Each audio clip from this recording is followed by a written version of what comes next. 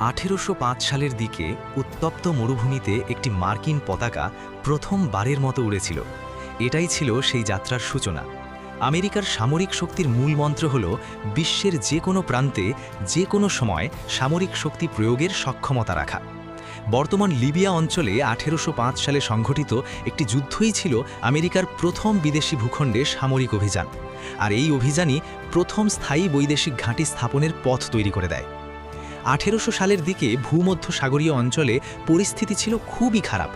উত্তর আফ্রিকার বারবারি রাজ্যগুলো মার্কিন বাণিজ্য জাহাজ লুট করত এবং নাবিকদের জিম্মি করে মুক্তিপণ দাবি করত। তরুণ যুক্তরাষ্ট্রের কাছে তখন এই জলদস্যুদের মোকাবিলা করার মতো শক্তিশালী নৌবহর ছিল না, তাই তারা বাধ্য হয়েই বার্ষিক বিপুল অঙ্কের কর দিত। 1805 সালের শুরুতে যুক্তরাষ্ট্র একটি সাহসী পরিকল্পনা গ্রহণ করে।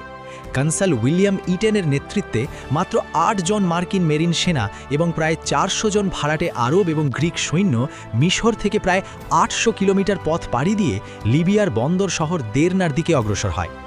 27 এপ্রিল 1805 তারিখে যুদ্ধ শুরু হয়। মেরিন লেফটেন্যান্ট প্রেসলি ওব্যানেনের নেতৃত্বে এই বাহিনী দেরনার দুর্গ আক্রমণ করে এবং বিজয় ছিনিয়ে আনে। ইতিহাসে প্রথমবারের মতো একটি যুদ্ধজাহাজের পরিবর্তে স্থলভাগে আমেরিকান পতাকা বিদেশের মাটিতে উত্তোলিত হয়েছিল। এই যুদ্ধটি এতটাই তাৎপর্যপূর্ণ ছিল যে পরবর্তীতে মার্কিন মেরিন কর্পসের সঙ্গীতে to the source of Tripoli লাইনটি যুক্ত হয়। 1805 সালে দেরনার মরুপ্রাচীরে সেই 8 মেরিন সেনার বিজয় কেবল একটি যুদ্ধ জয় করেনি, বরং একটি বিশ্বশক্তির ভিত্তি স্থাপন করেছিল।